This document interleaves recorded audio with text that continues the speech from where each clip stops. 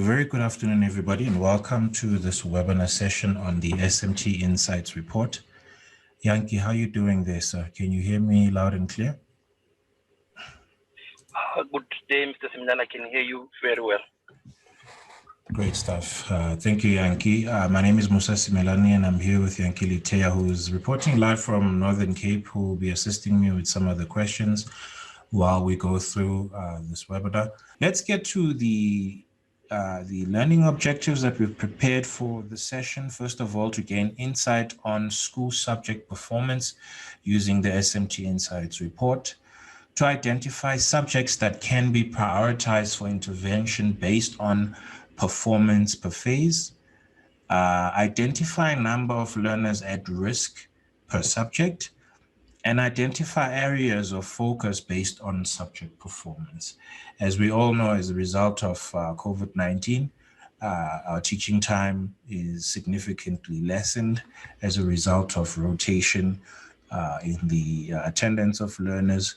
And so if we want to give quality under these circumstances, we want to be very targeted, and we want to identify where the pain points are. Where's the 20% where we can put in effort that can bring about the 80%? So that is the hope of ours that you'll take away from the session. And like all other reports on the dashboard, you go on the dashboard, you go on the reports tab, and you look for the SMT Insight reports, you download that report.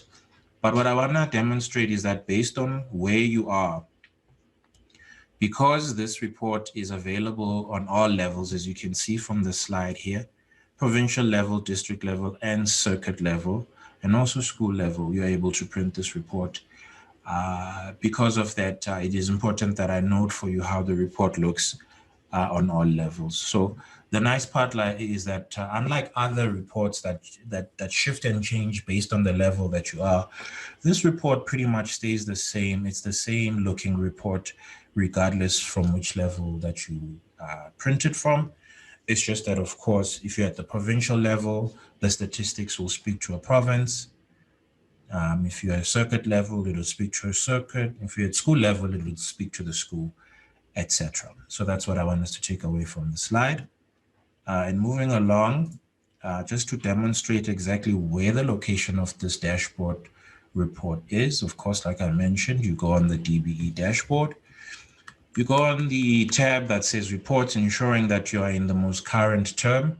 And obviously, because we're in term one data is not available. So the latest data that we can find for this report is term 4 of 2021. And if we were able to submit in that term as a school, we'll be able to see this report. It is under learner achievement, right? And it's the first report there, the SMT report. If I can just switch to a laser pointer. So there we have it, the the SMT Insight report, which is the first one underneath the group called Learner Achievement Report. And as you can see, unlike other reports that are Excel, this report is actually, it's a PDF. So ensure that you do have a PDF viewer. If you don't, you can use Chrome to have a look at this PDF. And the reason it's PDF is because normally we actually have to go to Excel, and that has been the discussion that we've been having. You go on a report, it downloads as an Excel, and then using filtering and selection, you then draw out the insights. But for this particular report, the insights are already given for us. It's literally saying, look, here's the insight that we are seeing for the school or circuit, etc., that you're looking for, right? As soon as you click on it, it then gives you the parameters, right? And of course, the parameters allow you to decide how the report is going to look like. And as you can see, this report is band or is phase specific, meaning you can only print it for the phase that you're interested in, whether it be foundation, intermediary, senior, or FAT. And after you've selected the phase of your choice, you then choose how the marks are going to be represented. And the options you'll find there is either the report mark or the exam mark. So depending on which you are interested in, the report mark, of course, is the combined, the SBA and the exam, while the exam is the exam only. The learner, they themselves along with the paper, how did they perform. And based on the one that you like, you will choose. Then you'll click on apply, and then the report will download on the bottom left as a PDF. And you can open it and have a look at some of the information that's there. So before I go into this report, I do want to show you the labels or the descriptions or the columns that you will find available, the columns and rows that you'll find available on this report. So you've got the subject row, and in this subject row, you'll be able to see, of course, the subjects for the school or the province that you're in, right? You'll see the levels. So it represents, it puts learners' performance in the subject according to the levels from 1 to 7. And of course, as we know, the levels are the categories of learner performance based on achievement. And the nice thing is that in the one of the columns there for the subject, it will have the average mark. And as we know, sorry, Yankee. Yankee, go ahead. Okay, I think Yankee was off mute there. So you have the levels there, and then you have the average mark. The nice thing about the average mark is we know the Department of Education's motto or its goal is to provide quality education. The question is always, how do we measure that quality? And all these allow us to do so. And we can use the average mark that we are currently performing in to advise on targets or on goals we wish to improve by, based on the circuit situation, district situation, or even the school situation, right? And then, of course, it brings about the percent or the number of learners that are at risk, which means these learners are not doing very well on the subject when we should probably plan an intervention for their performance. So the great thing about this report is it also gives like color coding, and so your eyes automatically jump on places you should probably pay attention to. But let's have a look at it. What does this report actually look like? Or actually, before we do that, let me, as I've said here in this slide, there are levels from 1 to 7. And so in this slide here, I just want to introduce to us the levels, the marks that they represent, and the achievement description for that. As we can see, the highest level to achieve is level 7, and that we deem outstanding achievement. And that is any mark that is between 80 to 100%. We've got the 6th there, which is a meritorious achievement, 70 to 79% there. Then fifthly, we have a substantial achievement, which is between 60 and 69. 4, we have an adequate achievement, which is 50 to 59. And thirdly, we have a moderate achievement, 40 to 49. And then we have an elementary achievement, which is above 30 and lower than 40. And then, of course, we have the not achieve or the fail mark, which is 0 to 29. And you'll see there that our dashboard will actually highlight that particular mark as red. Usually the elementary and moderate achievement roundabout there is where the dashboard will highlight those marks as yellow, and any mark above that will show itself as green. But let's not talk about it. Let's rather see what that looks like. And lo and behold, ladies and gentlemen, here we go. Here is the SMT Insight report. And then this one, I downloaded it at a district level, and the district that I've picked on here is Gauteng East.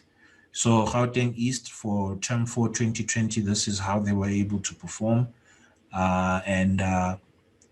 Performance of learners by learning area, percentage of learners by achievement level is what we're looking at here.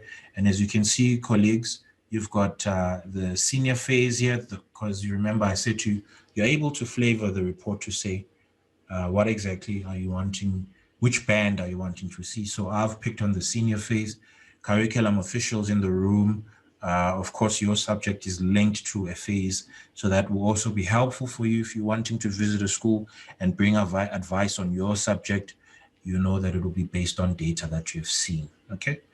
And on the left here, we've got the subjects listed in alphabetical order, Afrikaans first additional language being right there at the top. And then you've got the levels that I spoke about in the previous slide, from level 1 to level 7. And as you can see, there is a red marking here for those that are below a passing average, okay? According to the dashboard thresholds we've put there, usually anything under 30% will be marked as red here in line with those levels, right? And, I just want to zoom in to actually one of these blocks that are representing the marks there. And if you just allow me to zoom in closely, we can see there we've got a percentage representation. That is to say, for Afrikaans first additional language, 5.4 learners were performing at level 1, for example, for this block. Then we got a number below that that says 415 of 7,674. What are we seeing there? We are actually seeing 415 being the representation of that percentage in numbers. So we've got the 5.4 is a percent, 415 is the actual number of learners in the school that performed, or in the district in this case, that performed at level 1. And then we've got the number of learners that are actually participating in that subject, 7,674. And then, of course, all the other blocks will work the same. Okay, let me zoom back out here if I can.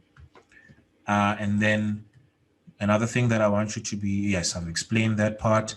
And of course, there's red marks for those levels where we are seeing a lot of learners that are failing. But the nice part here is that after you've looked at the levels, you've got the average percentage there. And if I can just pick on mathematics, although mathematics, when learners do pass, they have a wonderful 51% average, right? However, it does have a large number of learners participating in the subject that we have labeled as at risk. And as you can see here, 42% of learners are 42.7% of learners in this district are at risk for mathematics. And there is and if I can just be allowed to zoom in again, and that number, those learners represented in number 16,261 of 38,069. So that is the number of learners registered for the subject, the big number there. And then this number here is the number of learners participating in the subject who have been labeled at risk. So what are we looking at here? We are looking at, in a more grander way, what we're seeing is subjects, where learners are performing in that subject in terms of levels. We are seeing a percentage representation of that number of learners per level for that subject. Then we have the average for that subject. And finally, for that subject, how many learners are actually at risk. And so that when we plan our interventions, we are aware exactly how many of the learners are being impacted by that number. And if at the school level, this becomes very critical. If we're going to be doing classroom-based interventions, can say to ourselves, okay, we have 16,000 learners here. How do we distribute them according to the classrooms we have? And that can come into, and not to be descriptive here, but, it's very important for us to know the number there if we're going to make decisions like that. And for the one that I've printed, we are in the second page, or rather the last page here. This report, colleagues, can, based on where you printed it and then the number of subjects that entity has, this report can be 4 pages. And in my case, 2 pages. Usually that's the number. What I want to draw your attention here is to the last page. In the last page, of course, it's a continuation of the subjects that are available in the entity. And here we are also starting to see the yellow marker there, which speaks to, yes, there's a number of learners that are at risk, but it's an average risk shown by the yellow mark. Of course, yellow mark means not that to say that the learners are failing, but they're close to failing. And then we can have an intervention that's geared for that kind of performance. And if you notice right here at the bottom, which I think is quite lovely, the report has a total for the entity, whether that entity be a school or a district, to say, for example, in this entity, Ekurhuleni South, we can see there that the number of learners, the more majority of the learners are performing. If you take all their subject, they average out to a 21% performance, right? So that's to say 21% of learners in this entity are performing at level 4. Let me just repeat that. The majority of the learners are performing at level 4. And so if we're saying that we want to provide quality education, and we're saying to ourselves, of course, quality is a process of continual improvement. We're finding ourselves at 21%. So if the majority of learners are 21%, we might just decide, okay, we want to have more learners performing at level 5. We could set goals like that based on this performance.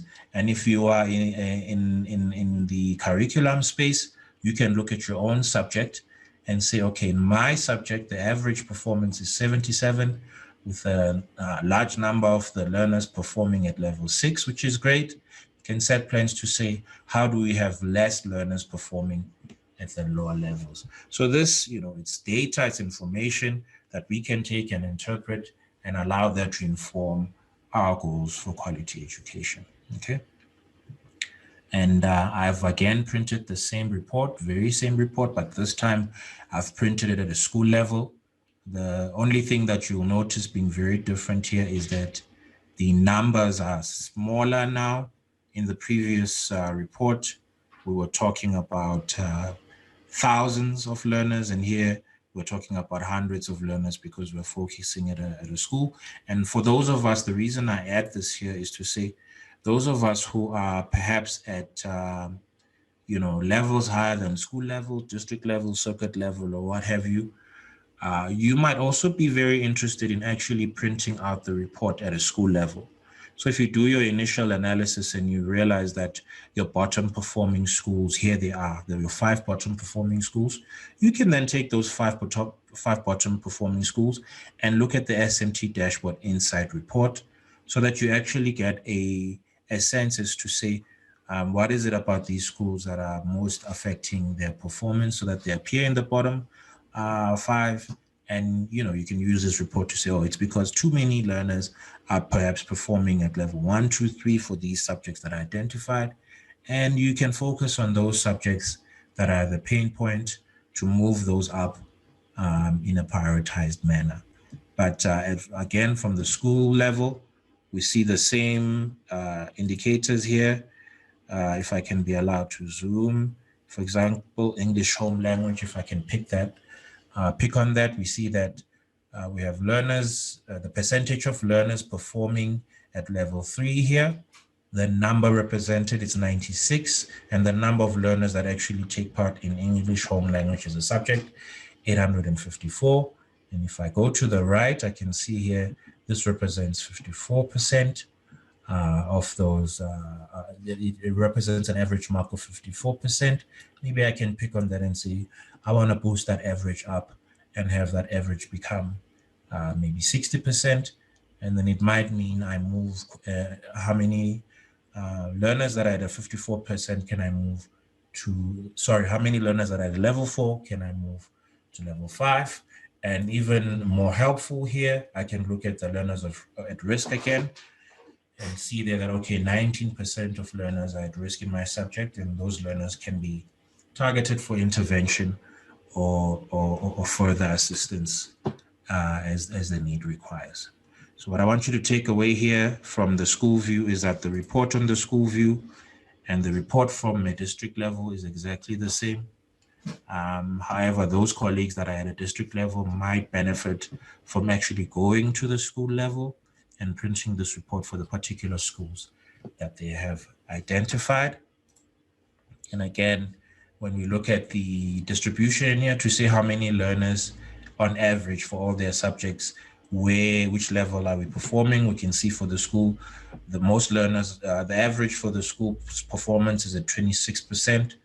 And as an SMT, we can take that up to see how do we have more learners, and it's not so far, literally almost 3% away from having a lot more learners at level 4. And we can put that as a question that we aim to answer for the duration of the year. And I know we are nearing the end of term 1. This information might have been useful more at the beginning of term 1, but term 2 is still upon us.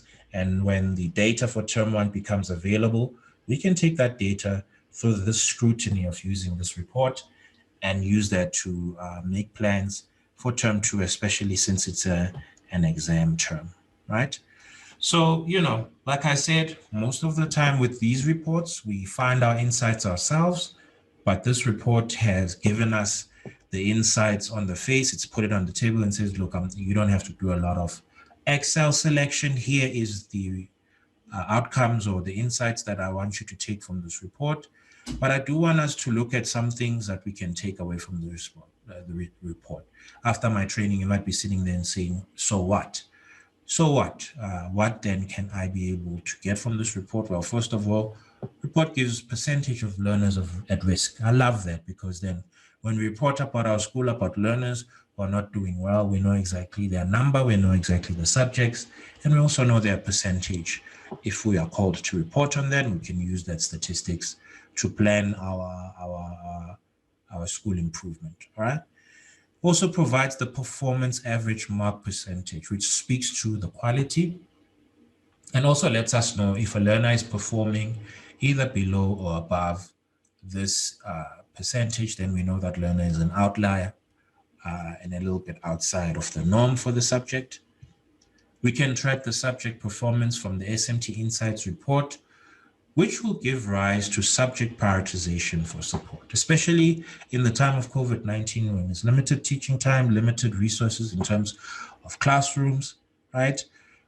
We can say to ourselves which subjects call for a prioritization based on their performance, and we can do those subjects first.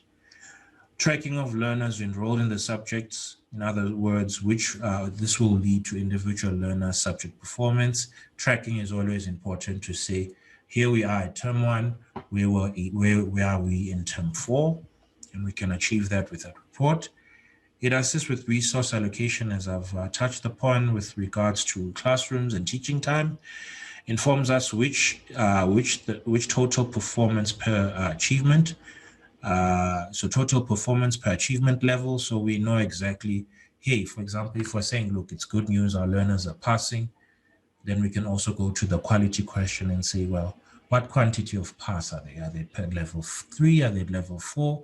And then our new mission becomes one of quality to move them maybe from level 5 to level 6. So we can say to ourselves, look, we don't have enough overachievers learners performing at level 7. Which learners can we target so that we put them on that trail of being level 7 achievers? We can do that, which of course improves our schools and our subjects as a whole. Give more awareness on what performance indicators to track, which I love. So now we know what to track. When we're saying we want to improve and we're getting all these messages to say, look, we need to do this, we need to do that as a school, it might get very foggy as to say what focuses are we going to choose. But what this report does is that it gives us quite a number of levers to pull on to say this is going to be our indicator of either quantity or quality. Could either aim at saying, look, we want to decrease the number of learners at risk. You can say we want to move learners from one level to another. You can focus on specific subject and say, this particular subject, we want to boost the average performance on that subject. So it gives us data, and we can do with that data what suits our ends. And that would be the end of the theory part of the session. But I wouldn't have done a good job of speaking about this report unless I demonstrated to us exactly what downloading this report looks like. So at this point, I will ask your permission to go to the dashboard itself and also take time to address some of the questions that might have come up. Yankee, if you don't mind just taking over the mic for a second and discussing some of the questions that we have experienced thus far. Thanks, Musa. At the moment, we do not have any questions, but I see that we have one of the officials who raised their hand. So I would just like to make a plea with them that we'll give them the platform to ask the questions when we get towards the end of the session, where we allow them a platform to ask their questions live. So for now, if you can just hold on to the question, we'll attend we'll give them the platform at a later stage. Thank you very much. And so, colleagues, this is what the dashboard looks like when you are logging into it. If you're wondering how I got there, I simply typed out, and let me just zoom in so we can see. Okay, it's not zooming in at the right place. So I typed in www.dbe-dashboard.co.za. That's how I got to the screen. And my computer remembers me. It will probably remember you if you normally use the dashboard. And if you didn't get an invite to today's session, you could have just clicked here and you would have been part of the webinar. However, to go to the dashboard, you click on log on, and we're back to the log on screen. Mine is remembering my name, but you would put your username and password, username here, password here. And of course, if you're sitting there thinking, I do not have access to the dashboard, we will be sharing a screen with our colleagues that you can get in touch with, and help desk being number one on that list. Click on login, of course. It will then open the dashboard. And you'll notice when I land on the dashboard, I land on the country. But of course, based on your function and level, you will land wherever you may be, right? I am going to pick on, let me pick on a different region. So from the region Tshwane, I'm going to select one of the districts, right? And so from the district level, I can already download this report. So if you are following from the school level, you will land wherever you land. I am at District Gauteng North. You will land at whatever school that you are in, or whatever entity that you're in. From whatever entity that you're in, making sure that you are looking at the most current data, in this case, term 4 2020. Click on the reports. I'll take you to this report tab. Here's a list of the reports, and it's our intention through the series to cover all of them. And today we are sitting on the SMT Insight report. Click on that. And then, as I've expressed before, the parameters show up. Just think of them as how you want to flavor your meal, right? What salt, what sauce do you want on your meal? For me, I want the FAT phase, and I want to be able to look at the report marks. That's how I want mine flavored. Click apply to place your order. It downloads. And very soon on the bottom left of your screen, you'll see there, the report will download itself. Very modest size, very small report. And if you're not finding it there on the downloads, you can simply go to your downloads on your computer, and I'm sure you'll find it there. Here's mine telling me that the things I've downloaded today, one of which is the Insights reports, right? And this is what the Insight report looks like, all right? So you can see, where did I download this from? It's saying Gauteng North, which is correct. It is Gauteng North. So as you can see, mine is saying SMT Dashboard Insight Report using report marks. I'm in Gauteng North. Colleagues, as I said, if you are in your school level, you'll be seeing your school. If you're in a different entity, Mpumalanga, or you are in, wherever you might be, that's the entity that you'll see there. And if you're on a higher level and you want to go to a school, you can confirm there to say that you're actually looking at the school. And as I've said, it indicates to you that, by the way, this is not representative of all of Gauteng North or all of your school, only representative of this band, this phase that we have chosen, right? So you can see here on the left here, the subjects again, and then we've got the level here, right? And again, if you're at a curriculum level, maybe you are interested in a subject. And if you are a mathematics subject advisor, right? You can see there's mathematics, 39% of learners performing at level 1, 22 at level 2, so on and so forth, until we get to the FAT average there, the average mark there. And the average mark is 37%. That's the normal symbol being attained for this subject. And then in this entity, we can see that 39% of learners have been labeled as being at risk, represented by 303 learners out of the 776 who partake on the subject.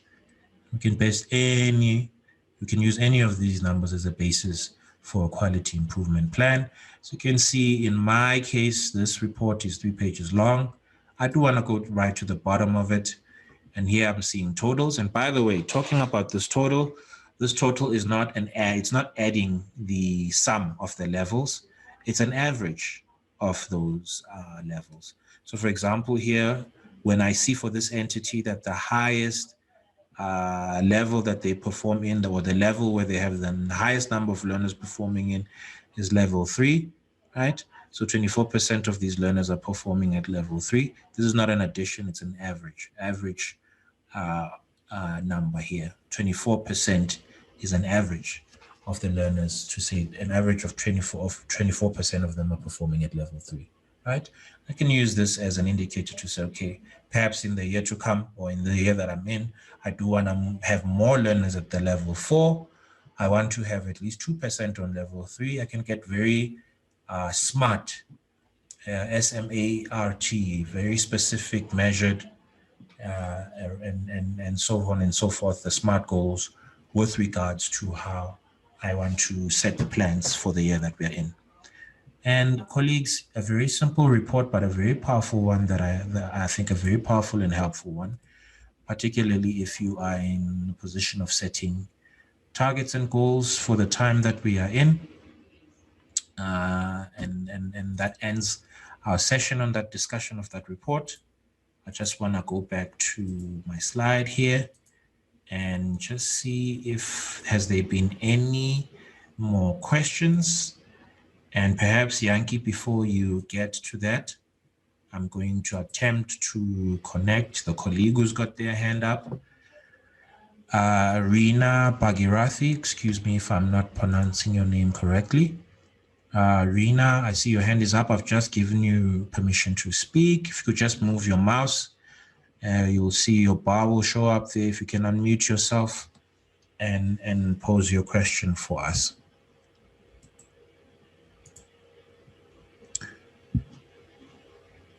Reena, are you there? Okay, Yankee, it's possible that we are seeing something similar to yesterday, accidental hand raising. But let me give it to you, Yankee. Is there any questions that you have been dealing with on the chats that you think are worthy of a more forum discussion? Thanks, Musa. At the moment, we are not seeing any questions on the Q&A. I think this is a good sign that the kind of style you used to deliver the session was clear to our colleagues. I think that this can only mean that at least they are covered whatever that we presented to them so far, because we are not seeing any questions so far on the Q&A. But if it happens, maybe they do have questions, then I think we can encourage them to raise up their hands, and then we can just fill them, because we still have plenty of time. So instead of maybe referring them to the Q&A, because we are on the Q&A session already, instead of referring them to the chat, they can just raise their hands and then give them a platform to ask their questions live. Great stuff. I see we have Daniel already there. Okay, and before I cut to those colleagues who've raised their hands up, I do want to acknowledge some good responses on the chat.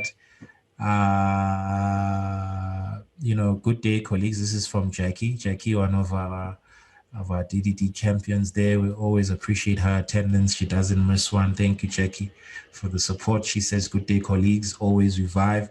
COVID-19 or not, we're continuing. Great work. I love that. And Yankee also acknowledges her presence there. And then I also have another request, comment talking about load shedding at the moment, and just apologizing for not being able to be a part as they want.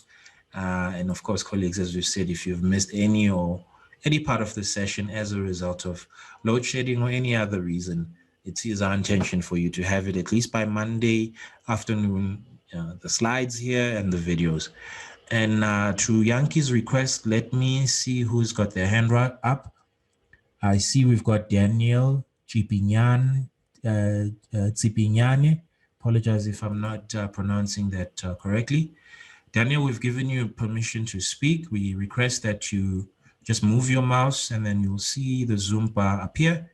And then just go to the icon of the microphone and unmute yourself there and pose your question, sir.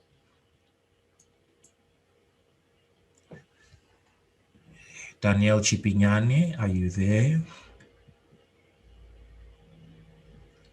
Okay, great big silence from Daniel. I'm going to also move on. We have someone else here, Eustace Dichaba. Eustace, I've just allowed you to be able to speak. If you could just unmute yourself and pose your question.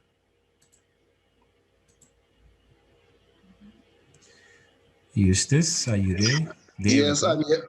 Yes, I'm here. Musa, one question that I would like to ask now, especially at school level, is that especially when you do your learner intervention, straight for a certain subject like mathematics, whereby you just see that you have been underperforming.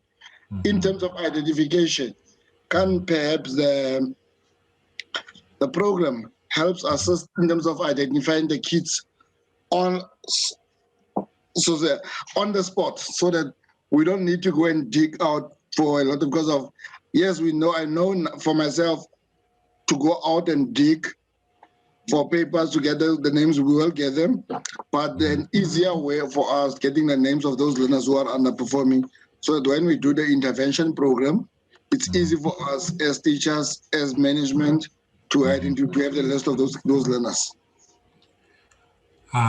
Thank you very much for that question. So you're showing up as Eustace, but you don't, is that your name, sir? Is that Eustace Tichaba? Is that your name?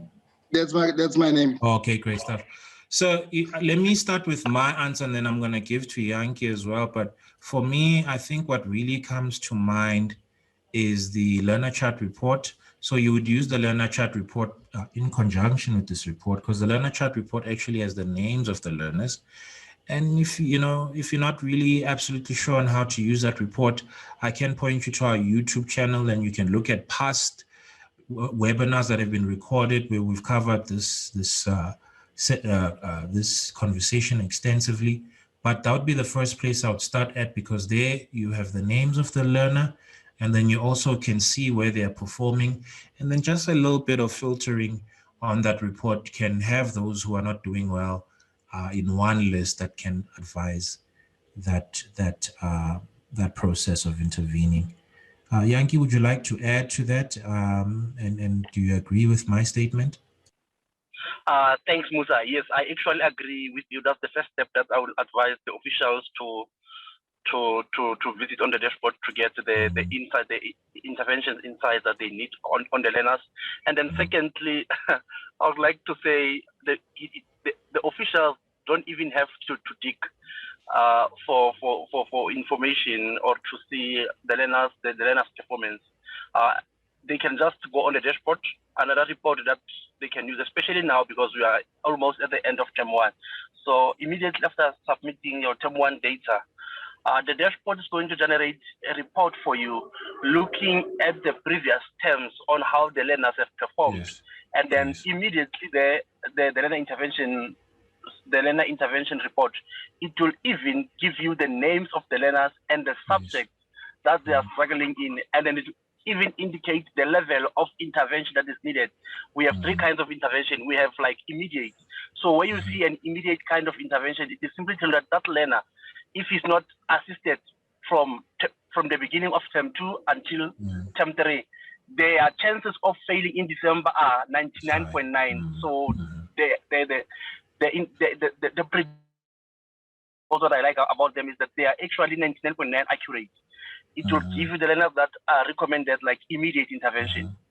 And then it will give you those that require your light intervention, meaning to say they are not failing, but if proper support is not provided to them, they might actually drop and fall under those ones that are referred immediate. Or if proper support is given to them, they may actually be moved to those learners that we just have to monitor because already they are managing on their own. So I think that this is the report that the official might be looking for, the 2 reports, the learner chart and the intervention report. But the intervention report is only available in term 1 and term 2 because these are the terms that we deem relevant to start planning our interventions. We don't start the interventions in term 3. That is why they are only available in term 1 and term 2. So if you check for a report in term 3, you're not going to see it. It's only available on the 2 terms. I think we have answered Eustace and the other maybe officials that had a similar question. Thanks, Musa. Yes, good response, Yankee. So the learner chart there and the learner intervention planning report that will only be available after term 2. But for now, the learner chart, absolutely the go-to there. Daniel, I hope we've answered you well. Are you still online? Can you just indicate to us if you're satisfied with the response we've made? Just unmute yourself there. I see that we have a chat from him. He's thanking us for the reply on the chat. Great stuff. Great stuff. So colleagues, at this point, let me just launch the polls. And, this allows us to be, to really have feedback from you, our audience, as a result of the service we provided here today. It's a very short poll, answerable in less than 2 minutes. It's multiple choice, 3 options there, wanting to know from the materials that were used to the facilitation you experience, everything that we think is important with regards to how we do these webinars. You can rate us there. They are anonymous, so you can be as honest as you want to be. Yankee won't be waiting outside of your parking because of what you said, and neither will I. But it does allow us, colleagues, to take the service that we provide and to improve it. We've seen great growth on the webinars, and we've seen some impact, and we're seeing colleagues actually engaging on the dashboard on the other side of attending these webinars. And we want to make sure we keep that momentum, and the only way is to continually improve. And for that, we need your honest and direct feedback. Well, if there isn't any other questions, I don't think that there are. I don't see any. Oh, am I seeing a hand raised here from one of our colleagues? Let me see. Oh no, it's been lowered again. Colleagues, I just want to, at this point, thank you very much for joining this session, and take us to this next screen here with a picture of all our colleagues in the different provinces. And as you can see, Yankee, who's joining us from the Northern Cape and supporting, is also marked here today. But colleagues, if you have any question with regards to the webinar, to anything that you have questions around as far as the DDD is concerned, please do not hesitate to shoot any of these colleagues an email. But if you prefer the personal touch, you can also phone our help desk. We've listed the number there. It could be anything from gaining access to the dashboard, or to even, maybe you haven't received the links like we promised. We want you to use that. And of course, like today, we had some hiccups with joining the session. I'm glad that a lot of us were able to phone and say something is wrong, and we were able to reissue you with another link to join. So yes, please don't hesitate. We are here. We're here to serve, and we're here to ensure that you are having a positive experience with the DDD dashboard that we've put out. For myself, Musa Simelani, I want to wish you a wonderful weekend, and we'll see you in the next webinar. Yankee, your goodbyes. Thanks, Musa. Ladies and gentlemen, thank you very much for blessing us with your attendance today. Do enjoy the rest of your day and weekend. See you again in our next webinar next week. Thank you.